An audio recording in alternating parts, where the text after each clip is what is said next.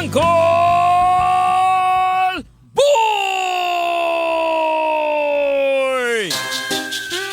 Hey! Sa magandang yung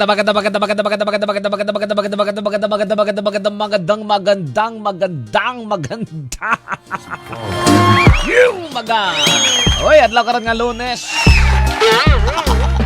Pizza 27 na sa bulan sa Hulyo. Hello, Agosto. Nanasining bulan nga Agosto hugma dayon, Agosto hug dili. Nangaway-kaway na kay karong Sabado. Na, Agosto na. Kita Agosto na pero nagihapon ang atong ikahadlokan gikabalakan nga COVID-19. Wag gyapon baksin. Klaro ana. Alright, kinigapon ang inyong ubos kay gala ubos ka naglingkod taas gamay kumubarong ang inyong Uncle Boy. At syempre ang inyong baby Junju. Kumusta ang mga lagay ninyo? Ganon pa rin. Kunot. Grabe siya, oh. Kunot ba? Kay gubot kay paminaw ng atong kinabuhi. Lagay naman yung kinumkumusta ko, hindi man yung sayo. Talaga, ha? Talaga lang. Magduda na ko dyan, maglahi mo pasabot. Patay, oy. Ayo. Lagatoy lahi. Maramang yapon, laguntaon. Maramang ang imo. Bayo. Tangmadya, kumusta ang mga lagay ninyo?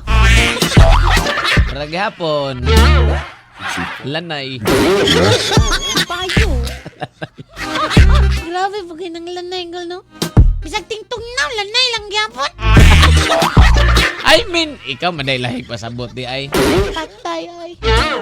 Ako pasabot dyan. Lanay, kay matay gibuhat. Ang uban, kadoy-doy sa mitag trabaho. Naragod. Ano din ako? Gani. Lanay kayong kinabuhi ba? May nagugitlog yapon. Itlog. Talaga, ha? Bayo. Ikaw talaga, ikaw man ginagunon na. Ako na ba singilan? Ano talagang wala? Ay, update sa tabi kay namina mga taga-China. China? Chinatown ba? Sabi ng Daddy Loloy dag ni Mama Belen o ni Langlang. Bayo. Og ang team butod. Namigo na Dodong. Dodong! Mustang lagay dong! Ilagay mo lang dyan, Kuya Dudong. Wala dito maglangan ba diri sa taas ato ang update para sa COVID-19 kay Bad News! Na po ay 23, arang-arang kay gamay-gamay ron. 23 ang 20 niya na gikan din sa atong syudad sa Davao, isa sa Oriental, isa sa De Oro ug isa sa Del Norte. Good news kay nalabuan ang nagpositive kay siya naka-recover. Ang mga naka-recover karon gahapon ni gi-announce alas 5 sa hapon, July 26, Domingo ni. 26! Wow! Palakpakan. Kundi ang 25 ni ana, gikan din sa atong syudad. Palakpak na po! O isa sa Davao de Oro. A total of 26 new recoveries. O diri po ta sa atong update para sa ato ang probinsya sa Davao. 156 or 1,156 ang kinatibuk ang kaso sa COVID-19 din sa atong mahal nga rehiyon 11. Damay na. Unya ang 463 ana o 463 mo nang nagpabilin karon sa mga isolation facilities, mga hospitals na nagpaalim sa ilang COVID-19 nga gibati. Kundiin 365 o 365 ang asymptomatic, ang mild nasa 89, ang severe nasa 9. Alright, so mga gapon, champion gapong Davao City, my loves.